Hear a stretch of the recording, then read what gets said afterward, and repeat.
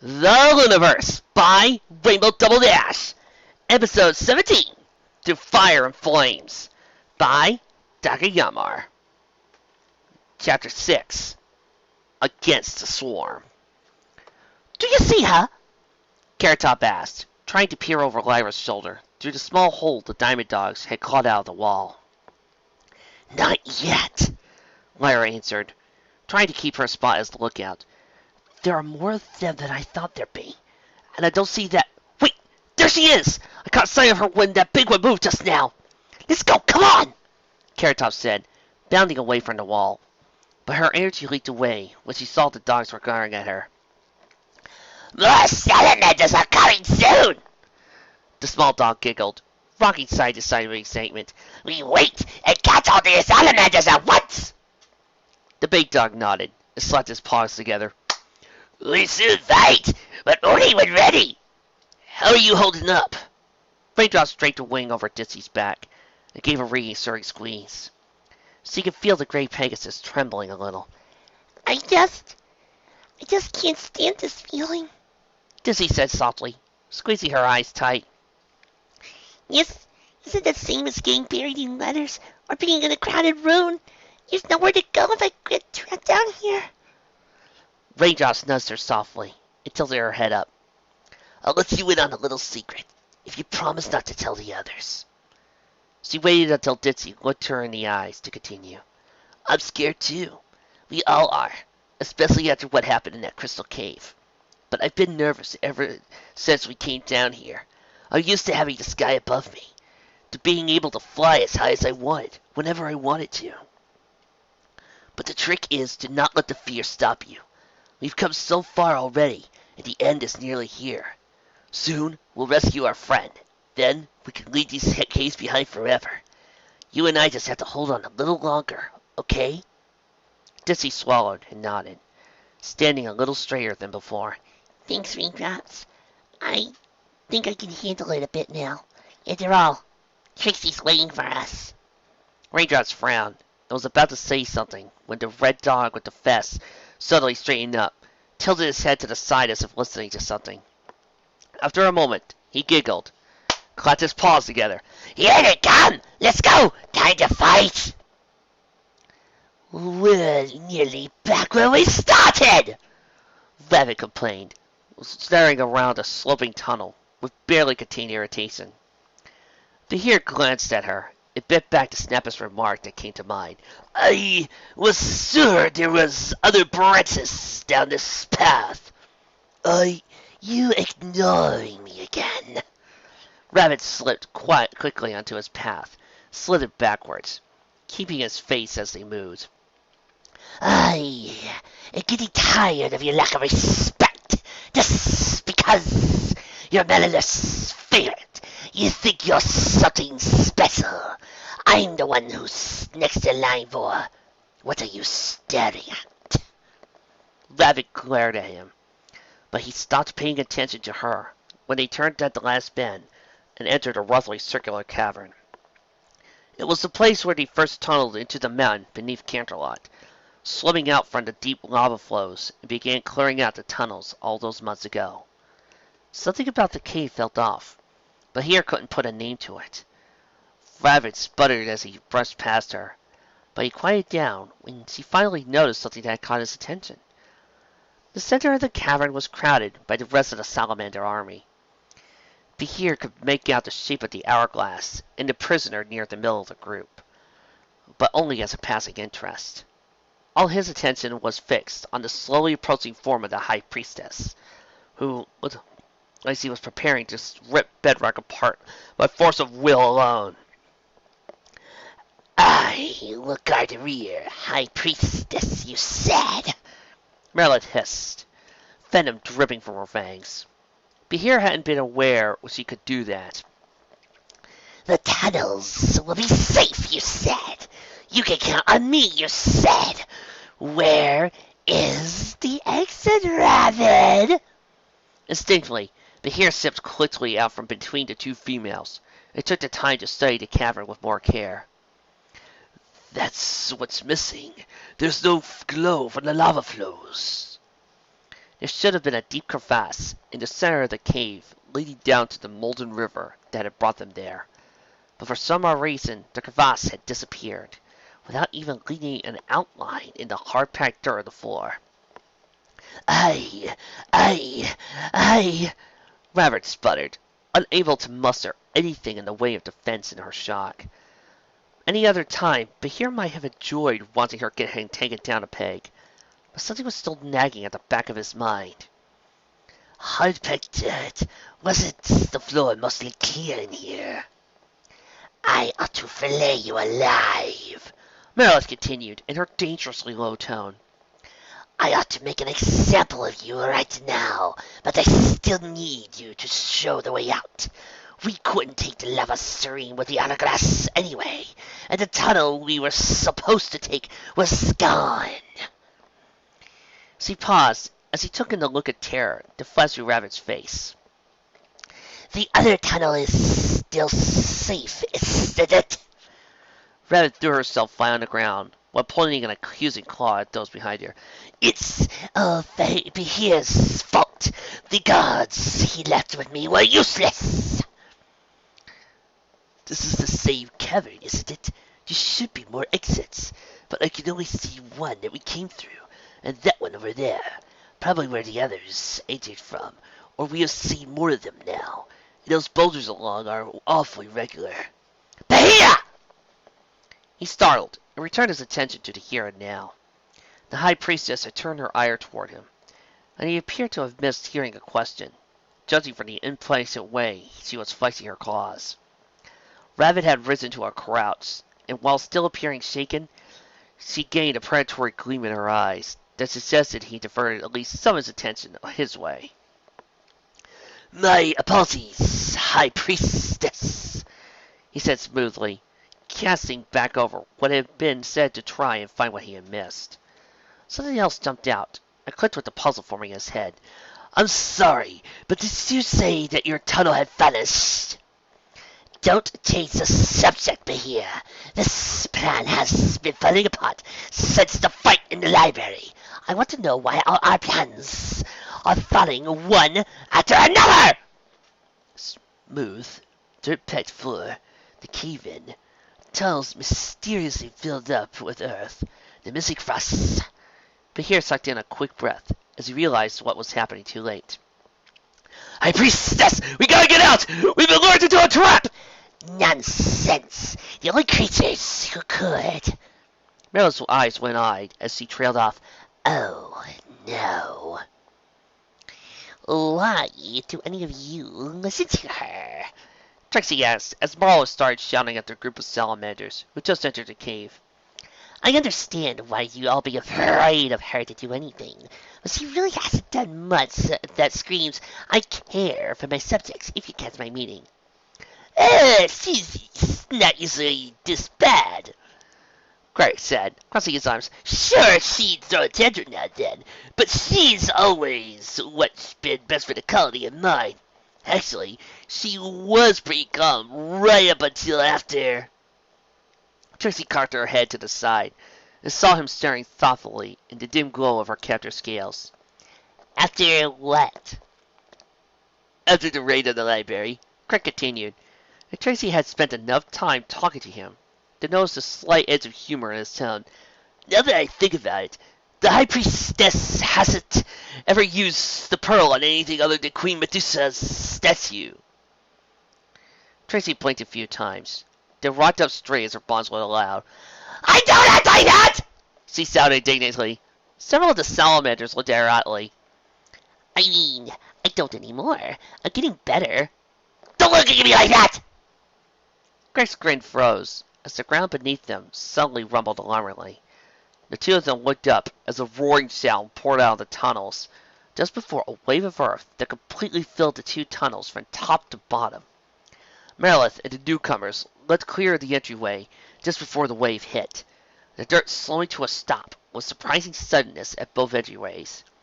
They slithered quickly into the larger group, which forged itself into a tight ring with the hourglass in the center. What's happening? Trixie started, but Greg reached down with one arm, pressed her down to the ground. He curled around her several times and leaned protectively over her, creating a near-solid wall of reptilian for her to hide behind. "Lyra, under attack! Stay down! I'll make sure none of them get you!" "None of what?" Tracy asked, rocking back and forth, as if trying to see out from behind his coils. Actually, she was trying to work through the last few strands of her bonds. But he didn't need to know that. "Who's attacking?" "The dogs!" Greg spat. Then, a lot of things started happening at once. All around the cavern, large boulders, nearly the size of good-sized houses, which had been lying innocently against the walls, suddenly popped out and started rolling toward the huddling salamanders. Each one uncovered a smaller tunnel, from which a number of large, brutish shapes emerged. Creatures wielded long wooden spears, which they propped up along the sides of the rolling boulders defensively. Clearly more of the dirt dogs were behind the stones, pushing them forward in an impressive display of strength. "Crush them!" Marla snarled, and her army surged forward to intercept the attackers. Tracy would have missed what happened next if the first victim hadn't been one directly in her line of sight. A large hairy paw broke out of the ground just in front of where she huddled Grick, and grabbed the nearest charging salamander around the end of its tail. The paw pulled back and dragged the tail into the ground, causing the unfortunate salamander to fall flat on its face, and half burying it in the ground. It was only a minor inconvenience for the shoulder, but all around, the cave salamanders were falling victim to the same trick, and their advance had stalled. Several tried jabbing their claws down into the holes after their agitators, but the holes were filled back up with dirt almost faster than they had been made. Ladies and gentlemen, this is exactly the fear that you would feel if you were playing Fallout Equestria and you suddenly realized you were in the middle of a hellhound nest, i.e., complete and utter terror. That's when you should start running. Meanwhile, the boulders had been cleared most of the distance to them, and Trixie could tell that the dirt dogs were going to try trapping them in a giant ring. "At least I hope they're just going to trap us. They might just roll things right over us." Worried, she was about to ask Grick if they should try and make a break for it when a flash of magenta caught her eye. Uncaring if Grick noticed her loosened bonds or not, Trixie hopped up and pressed herself against his scales, trying to find that unexpected but extremely welcome sight again. "Where did... There! I knew it! Charlie!" Wait, what am I looking at? Charlie was running around the edge of the cavern, just approaching the boulders. And riding on her back was a slimmer version of the dog creatures, wearing a bright red vest and waving around a stalactite like some type of sword. The creature laughed as Charlie reared back, swept his stone sword around, urging the other dogs forward. "Bird Pony!" Ladies and gentlemen, when you have been reading fanfics for about a year, as I have, you've come to accept that there are just some things that are awesome looking that really shouldn't be, but somehow they are. This is one of those moments. "You know, this is oddly familiar," Charlie mused as he galloped. "I have no idea how you talked me into this." "Come on, Pony! Let me just have this!"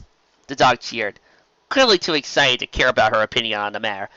"Hi-oh, Pony! Away! Not spears now, dogs! No spears!" Charlie shouted, rearing back and nearly throwing the dog off. Around them, the armored dogs who had been about to attack hesitated and looked between the two for orders. "If we don't attack, salamanders will crawl over rocks and get away!" "You might hit Trixie. You can't do anything that might hurt her before we get out." "Bah!"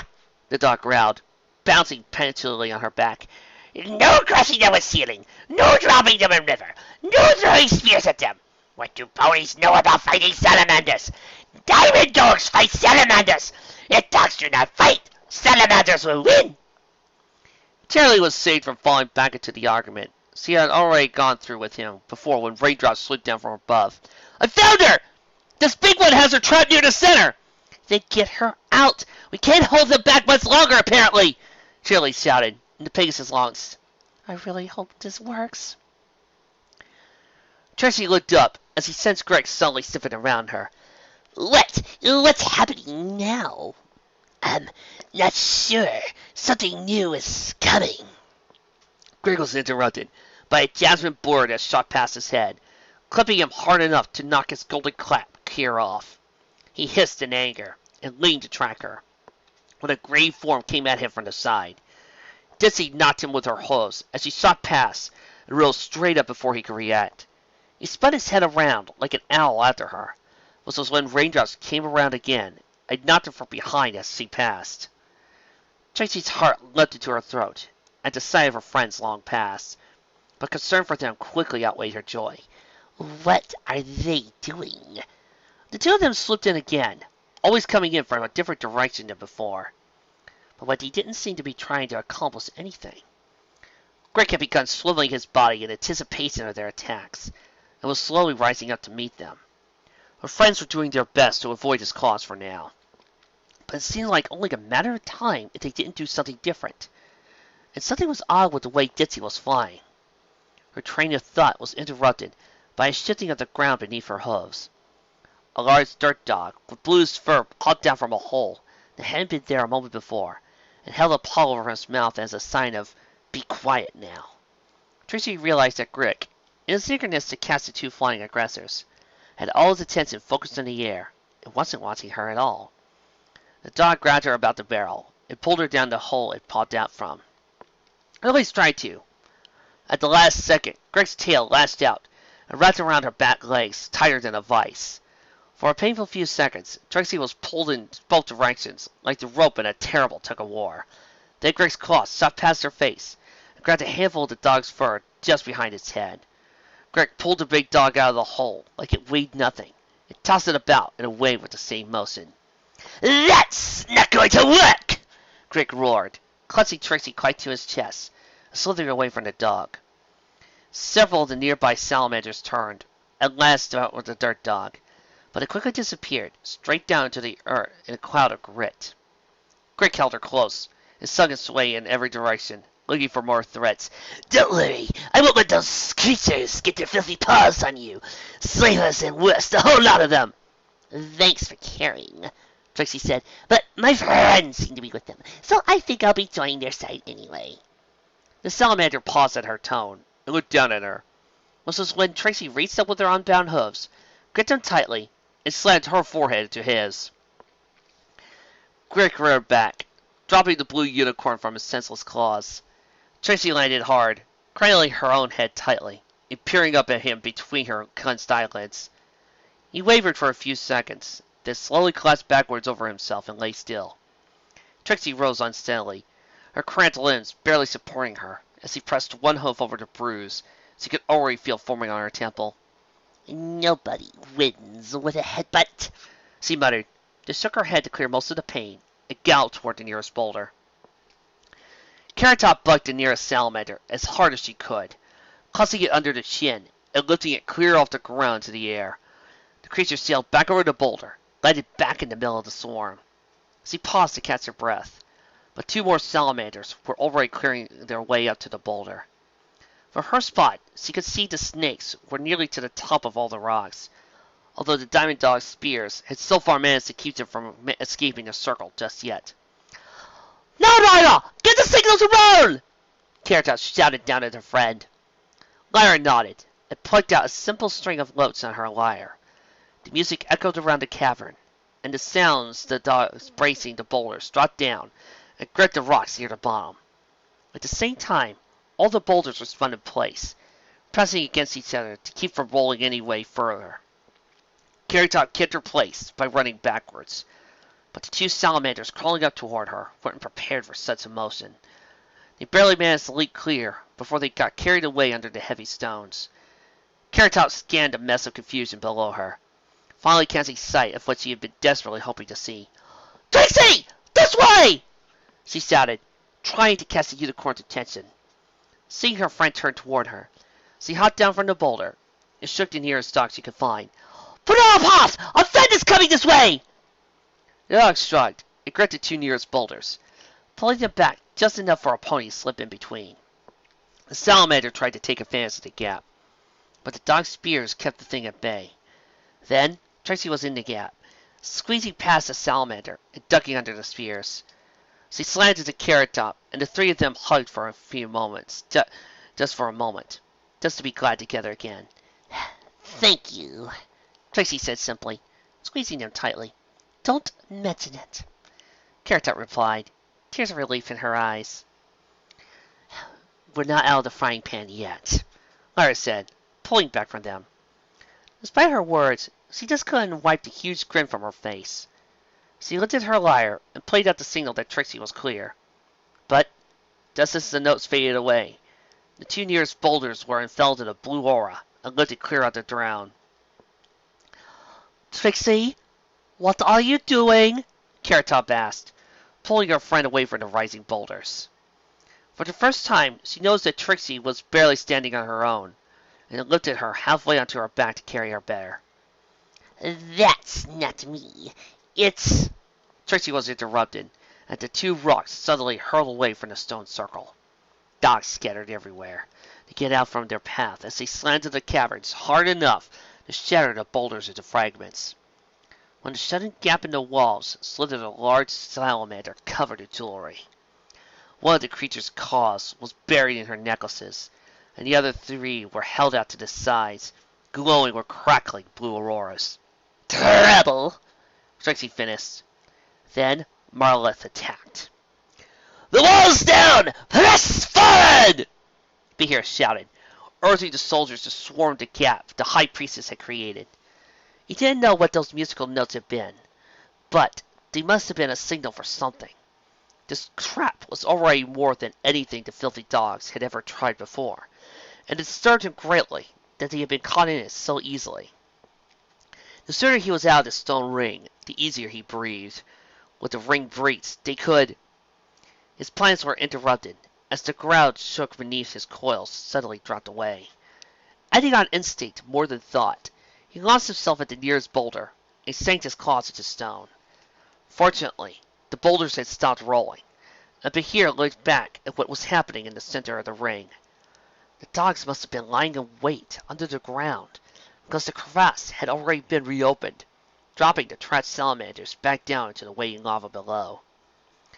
"So, they don't plan to fight us after all. Just toss us out of these caves!" Behir's revelation was interrupted by the sight of a familiar crystal object sliding down the side of the crevasse. The four salamanders who had been in charge of it being swept away and nearly fallen into the river. "No!" Behir screamed, diving from his perch in a panic. He collided with the hourglass in midair and twisted, wrapping his tail tightly around the artifact. He stretched as far as he could and dug his claws into the rock wall, barely slowing his descent. The hourglass swung in his grip, only a few feet above the lava. "I won't accept failure!"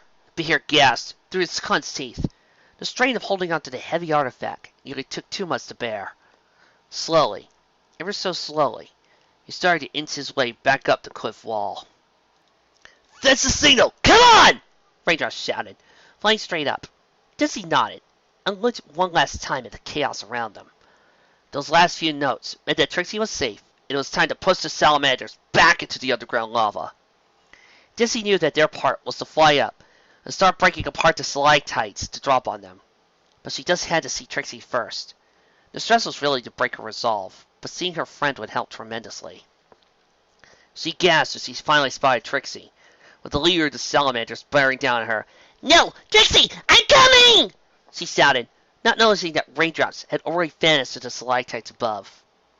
Dizzy dived down toward the gap, hoping to come at the big salamander from behind and distract her somehow. If Dizzy had been thinking more clearly, she might have remembered that this same tactic hadn't worked before.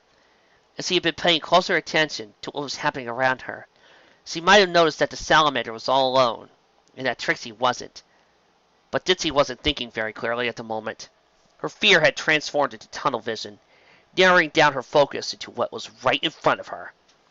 And so, she didn't even notice that she was flying too close to the ground, until the scaled arms reached up and dragged her out of the air. Dizzy screamed in panic, as the salamander's tail wrapped around her wings and pinned them to her sides. The creature pulled her up against the wall, where she was hiding, and clamped a claw over her mouth. silencing her before she could draw more attention. The serpent leaned forward and grinned evilly at her captive. I guess one hostage is like another, Raven whispered. Anything to get me out of here safely. You won't escape me! Marilyn shouted, swinging her arms around in a wide arc. All around her, dogs were lifted up in blue roars and tossed every which way, lighting in growing heaps against the walls. Trixie didn't think she noticed yet that nearly all of her army had fallen into the crevasse behind her. But Marlith was proving too much of an opponent for the dirt dogs on her own. Since when could she do that? Lyra shouted, backing up so that she was next to her friends. Don't let her touch you, Trixie warned, groaning as she pushed away from Carrot Top and tried to stand all right. She can steal your magic right out of you with a pendant around her neck. Fortunately for us, she doesn't have a lot of self-control, and she'll probably just attack head-on. Predictable, am I? Marith hissed, locking her eyes on the three of them and smiling wildly. Her claws glowed brightly as she faded from sight. Trixie gasped, instantly recognizing her personal invisibility spell. Did you think all I could do was take power? The priestess mocked, her voice seeming to come from everywhere. My pendant gives me access to all your pretty little spells, and you have quite a few interesting ones, don't you? You must have spent years learning them all, and now you will see each one of them used against you. I can't wait to see the terror on your face. Lyra! She's right over there! Trixie said, pointing a little to the side of the mint unicorn. Lyra immediately spun and bucked the indicated spot, and Merilith reappeared, landing solidly on her back and causing her midriff in pain. How? She asked. First, I can see through my own invisibility spell, Trixie said. Second, if you are invisible, you shouldn't talk so much, Lyra continued, sounding like she was implying something else. Trixie graciously ignored the imagined subtext. Get the pendant away from her before she... There was a blinding flash of light, and Trixie reeled back, shielding her eyes. Gah! Should have expected that. Now, she isn't smart enough to be very clever, so she's coming up right behind me right about now! Trixie spun around and squinted, meeting the surprised salamander's charge with her horn right as Marrow dove upon her. The impact drove both of them to the ground, Trixie just barely doing better than her opponent.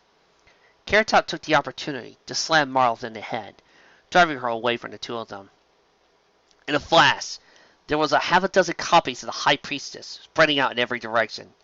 But Trixie just sighed and blurrily tackled the one which kept looking over her shoulder at the others. Clearly, knowing having access to her spells didn't translate into knowing how to use them properly. Fortunately for her splitting head, she wasn't the only one who spotted the real one. There! That one!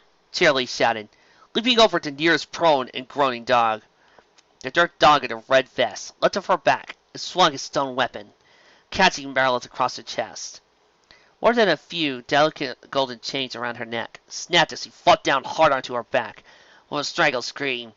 Why? Meryl choked out, scrambling back and letting the illusions fade. Why doesn't anything work? Because you're not actually very good at this, Trixie said, as her friends and the dogs closed in on the priestess. And no hack could ever match the original. Meryl swiveled, realizing for the first time how outnumbered she really was. She waved her arms, and the air was suddenly filled with a rain of falling rocks.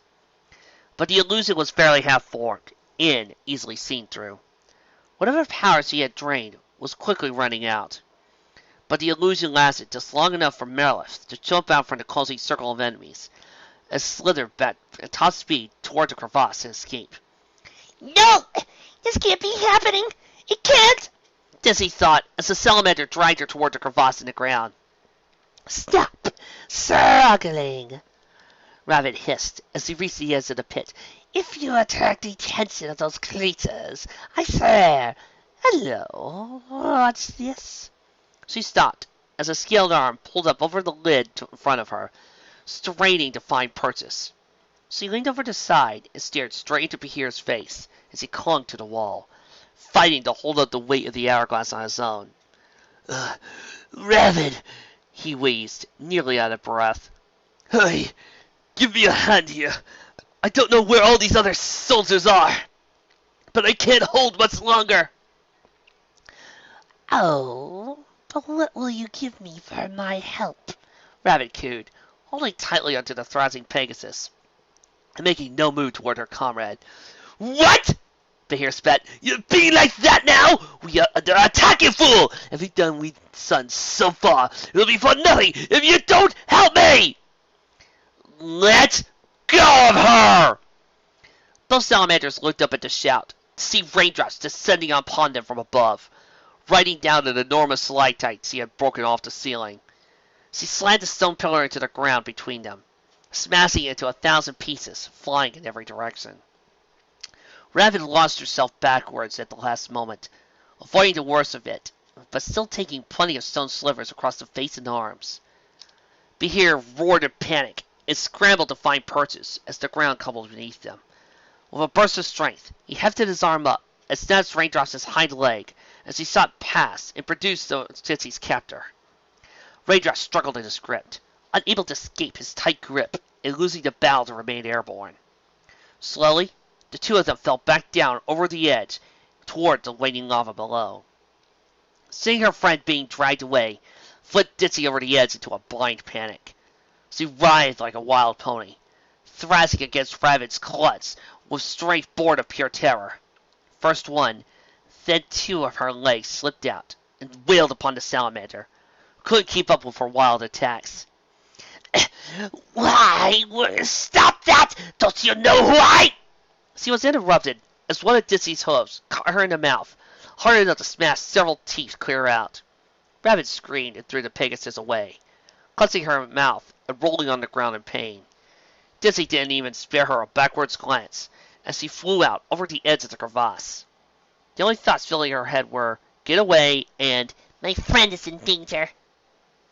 She shot straight down and dived toward her friend, who was straining to remain aloft with all the extra weight. Raindrops only had time to gasp in surprise as Ditsy grabbed her forelegs and arced back up, the speed she had come in at temporarily swinging the three of them easily against gravity like a pendulum. Even still, Ditsy only barely managed to get herself and Raindrops high enough to clear the far edge of the pit when they reached it. Behir wasn't so lucky. Holding tight onto Raindrops' leg, he slammed back first into the stone wall, hard enough to drive the breath from his lungs. He managed to let go of her legs and grabbed weakly at the stone as the feeling left his extremities, barely holding himself up in the tiny crater his impact had created. Released of the weight, the two ponies spun end over end and crashed against the nearest boulder in a heap. What the?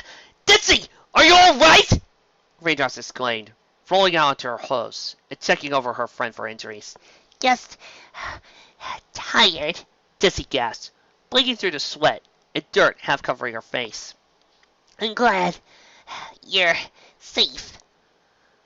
Raindrops grinned ear to ear, but a blood-curdling scream cut her off before she could answer. She turned to see the big salamander with 4 arms, screaming in fury as he sped up to the crevasse, and launched herself over the side as fast as he was able. Wondering what was happening now, Raindrops lifted Ditsy onto her shoulder and stepped up to the edge. The shock of the impact finally caused Behir to lose his grip on the hourglass. It tumbled end over end against the wall, bouncing out over into the flowing lava below. Malice screamed as he fell towards it, straining to reach it with every fiber of her being. She almost made it, too. Mere seconds before her outstretched talon was going to touch the artifact, it splashed into the molten lava. Cracks spiderweb all over the glass surface from the heat and impact, and the wooden casing went up like a torch. Marrow slammed it into a moment later. The entire structure of the hourglass bent and broke open, exposing the sands inside. There was a blinding flash of light, and a scream like the winds roaring over an endless desert. And suddenly, a swirling vortex shot up out of the crevasse. The golden tornado spun like a chaotic top, seeming to pull at everything around it without generating any wind at all. The top of it slammed to the ceiling of the cavern, and started ripping bits apart. Stones and other debris that were unfortunate enough to get caught in the vortex vanished immediately to somewhere. They just suddenly weren't there anymore.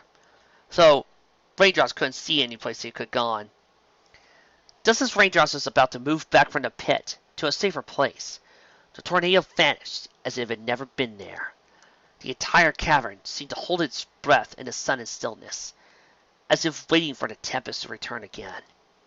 Straight down, right where the vortex had been centered, a clean hole cut straight down through the lava to the bottom of the riverbed below.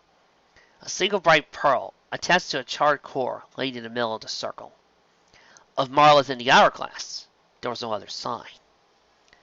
Then time seemed to reset itself, and the lava flowed forward again, closing in the circle and burying the pearl from sight. Bahir blinked and seemed to come to his senses all at once. Looking around at the scattered forces around him, "Retreat!" He leapt off the edge, and all around the cavern, the other salamanders followed suit, diving down into the molten river below. Rabbit glared in pure hatred at the other two ponies from across their lap before following the others. The salamanders submerged, and the lava swelled a little as they swam away against the current, disappearing through a clipped stone wall. Raindrops dropped tiredly to her haunches and breathed a deep sigh of relief, too exhausted by the events to do more at the moment. "It's over," she said, and for the moment, it was. Chapter 7. Dully, the embers still glowed. I'm so glad you're all right, Shelly shouted, glancing over to Trixie and enfolding her in a tight hug. Are you hurt? What did those creatures want with you? The big one wanted my magic, but other than that, I was pretty much ignored, Trixie replied, blinking tiredly, but unable to stop looking between her friends' beaming faces. Is every pony down here? We're right here, Raindrop said, trotting over to the group. Titsy slipped off her shoulder and fluttered her wings, lifting up and dropping down to the blue unicorn. Trixie laughed and struggled to get up from her friend's embrace. Thank you, she whispered, and then looked up at each of them in turn, tears in her eyes. I mean it. I'll always remember this. Thank you. Lyra blushed, and scoffed her host self-consciously in the dirt. You act like we would have just left you or something. We'd never! Canterlot said fiercely, helping Trixie onto her host. Of course I know, Trixie said softly.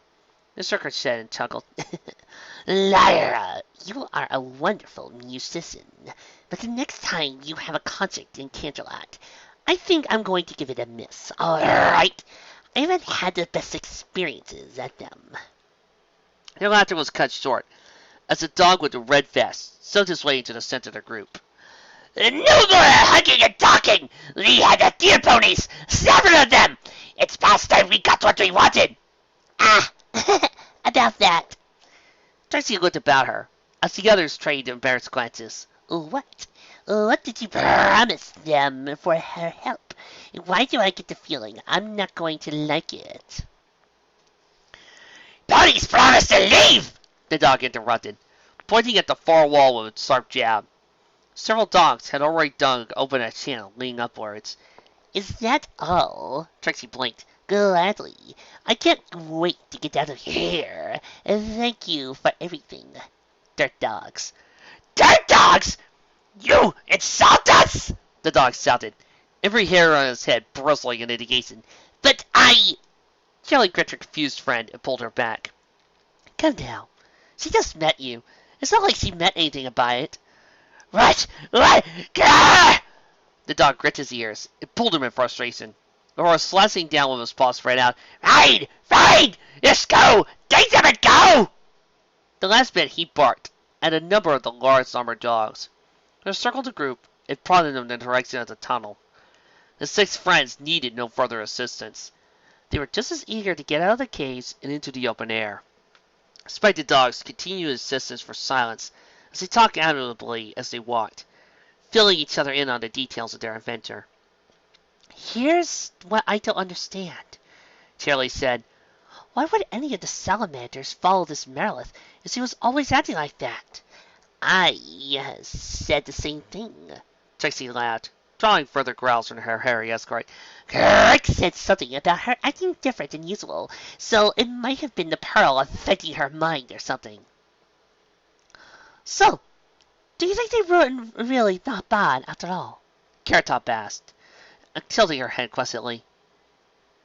Trixie paused for a moment and shook her head firmly. No. This Queen Medusa they were talking about sounds pretty bad, and he wanted to set her free.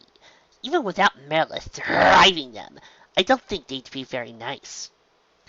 Salamanders are dirty, stinking thieves, the small diamond dog put in. They make nothing for themselves, the stink. Diamond dogs have fought them for as long as we remember.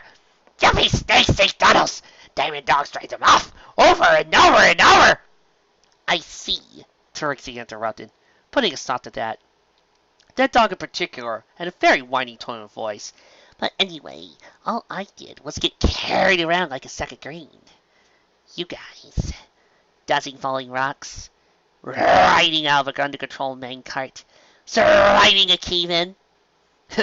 You make it sound like we planned any of that. Raindrops trailed off, cocking her ears forward. Hey, does any pony else hear that? Like, drumming or something? That is what I've been saying, but ponies never listen. The dog with the red vest spat, gesturing to the other dog sharply. It does. Sound carries far. Ponies never quiet. The other two dogs, wearing vests, instead of armor, jumped out of spot on the floor and clawed it ferociously. Within seconds, the cloud of dust and grit had cleared, revealing a neat hole, opening into a tunnel directly beneath them. Without warning, the six friends were shoved through the portal and tumbled into a pile beneath it. Spitting dirt out of her mouth, Trixie climbed out of the portal and looked up. In front of her stood a double column of ponies, mostly earth ponies, all wearing the armor of the Canterlot elite. A row of 8 unicorn soldiers stood in a tight clump in the middle of the column, providing light for the party. A bewildered-looking dapple cross stood in front, directly in front of the regal tome and Moneypenny. Bonbon, who had proven remarkably resistant, the idea of remaining behind where it was safe, was all but climbing over the packs of soldiers in front of her to get a better look. The groups just stared at each other, frozen a moment for a shock at the suddenness of it.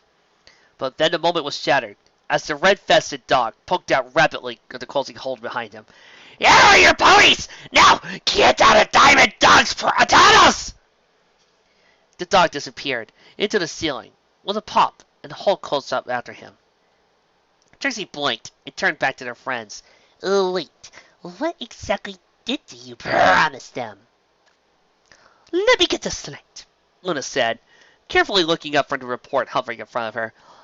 There is a large, highly skilled force encamped directly beneath Canterlot in the streets of unmapped tunnels of which we have no knowledge of, who think that said tunnels now belong to them. Moneypenny scented slightly under the look her princess was giving her, but remained professional. It appears so, although the Diamond Dog didn't seem to want anything other than to be left alone. Luna pondered the dilemma as he returned to the report. She had covered the distance back to Canterlot in nearly half the time it took her to reach Xenophon, restraining herself to her limit and beyond. Even so, she arrived only after the drama had completed, and every pony involved returned to the castle. She come in full with her power at the ready, prepared to take up the fight with her sister. But instead, she found that Corona hadn't been present. Had the dragon been lying? A strange coincidence that this robbery should occur simultaneously with a threat. But there wasn't enough information to make the connection. What was the goal? Her eyes were drawn to the top of the report, detailing the original theft in the archives. The hourglass dated back to the times of that wing's creator, Starswirl the Bearded.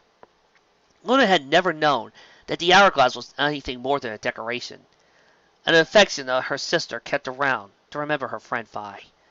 It was disturbing to see an object of such power could have been lying around undetected for so long.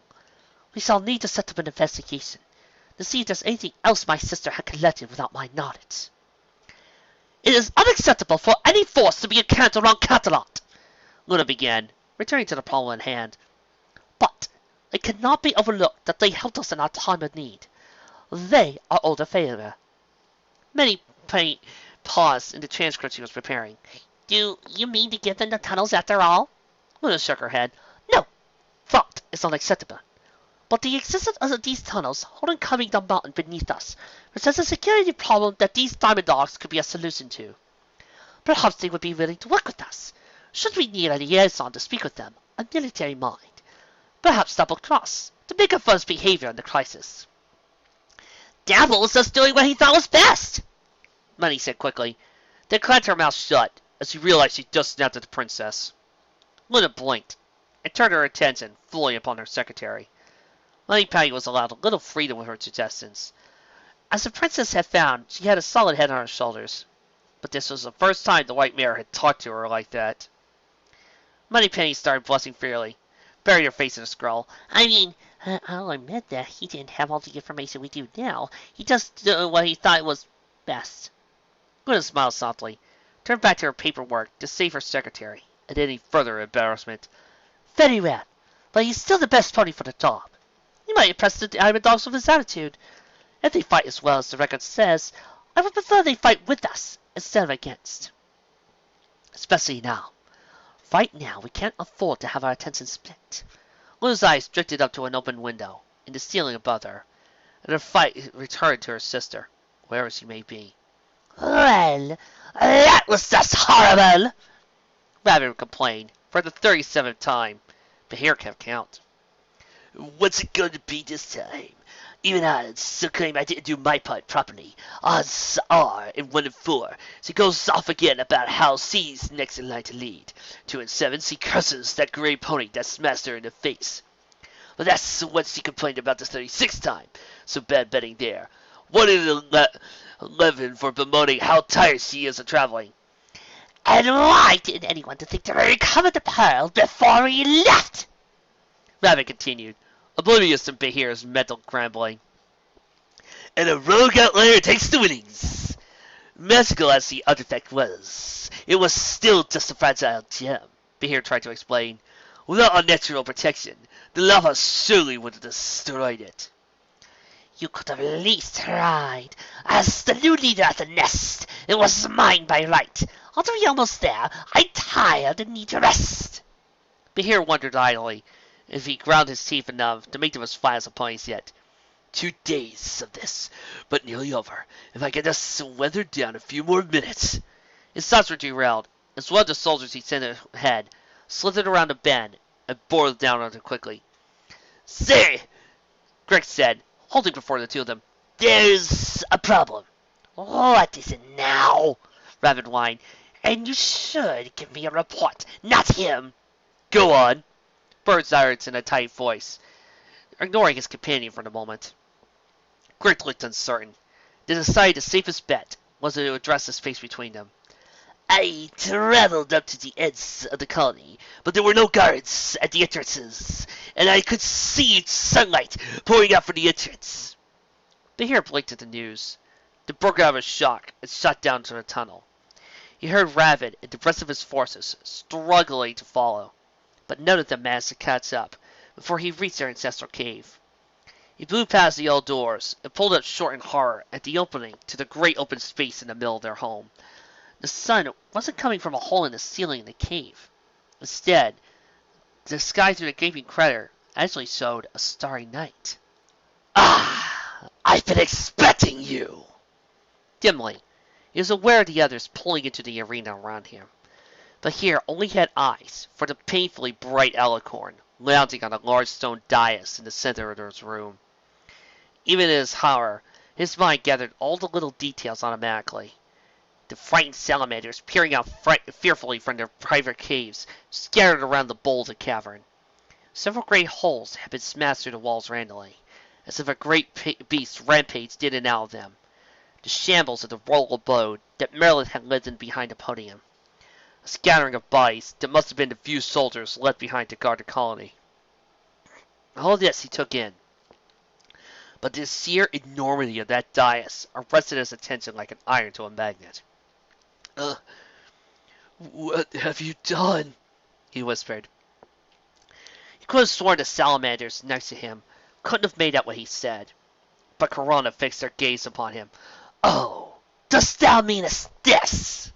She asked, kicking aside a broken piece of rubble with her foreleg. Corona was standing in the shattered remains of what had been the petrified statue of Queen Medusa. I had no intention of allowing you to use the power of the outer class to return your matron to life. I knew telling you of the artifact's properties would stir you to action, but its powers were for my use and mine alone. With it, I could have returned to my former glory in an instant. But instead, I find that you are incapable of recovering the hourglass at all. It seems I have gotten ahead of myself for nothing. The unicorn stamped her hoof down on a chunk, still in the shape of a claw, and ground it into slivers. Most of the salamanders around me here, Raven and Kier included, hissed as if struck at the action. But Bahir could sense this was only a show, and the other Italian was about to descend. Fortunately, Corona continued, I have need of any allies I can, at the moment. I can always expunge the rest of you once you no longer serve any useful purpose. But I am a fair queen, and I will offer you the option of choice. Serve me of your own free will, or you may address my companion. She turned her attention to her left, and Bahir followed her gaze, already dreading what was coming. But even his darkest fears didn't prepare him for the sight of a great red dragon looming suddenly out of the nearest ruin of the cavern. No, it is him! Suddenly, Bahir was very conscious of his golden skull cap and bracelets. Around him, the other salamanders were shaking like leaves, and Raven was actually crying. Hello, little thieves. The great dragon breathed, moving ever closer to the huddled mass. It's taken a long time, but we finally meet. Are you prepared to pay for what you have taken, little thieves? At this moment, time seemed to slow for Bahir. In his mind's eye, the possible future spread out before him, though there were woefully few of them, and somehow he knew the entire fate of his race hinged on the moment. So Bahir did what he did best, weighed his options, and made a choice. In an instant, he turned to face the blazing alicorn and threw himself prostrate on the floor. Keeping his face pressed to the floor, he still managed to roll his eyes enough to watch what was happening around him. All the other soldiers were falling to the ground as well, hurrying to follow his example. Raven's eyes were still streaming, but the look of rage and humiliation sufficed the fears in her features. A soft hiss slowly built up from the caves around the cavern, as the other salamanders saw their army submitting. On the dais, Corona smiled in triumph. You have chosen wisely. Leave them be, Solaf. They are no longer thy prey. Outrage flashed across the dragon's great face like quicksilver, and whipped his head toward the alicorn savagely. What did you call me? He growled insolently. My name is Solacarathon. And thou failed to deny my sister for more than 10 minutes, Corona countered, not impressed in the least. Perhaps thou can earn back the rest of thy name, Solath, if thou can prove that I have not underestimated thee as well. The two titanic forces glared at each other for a full minute, but it was the dragon that turned away first. The newly christened Sorlath bound his fangs over the cowering salamanders before disappearing into the hole again. The sound of breaking stone boomed out under him as he vented his rage. And Corona laughed, a great echoing laugh that drove shivers into Bahir's spines. What have I gotten us into? He thought, but for once, he couldn't come up with an answer. All he could hear in his mind was the deep echo of that laugh. The end. You know, I was a little nervous about coming into this episode. I really was, mainly because, well, after Hero Voting, can you blame me? I mean, after that bit of awesomeness, that's like filling in with Avengers with anything other than Superman and Guardians of the Galaxy. That's what this felt like to me. But I gotta give the author credit. He may not have known what this episode was coming after. He may not know what this story was being filled in a slot for. But he pulled through and delivered quite a fun little adventure episode. This served as a great breather from the epicness that was Hero Voting. the characters moved forward a little on this in their relationships and how well their bonds have been building.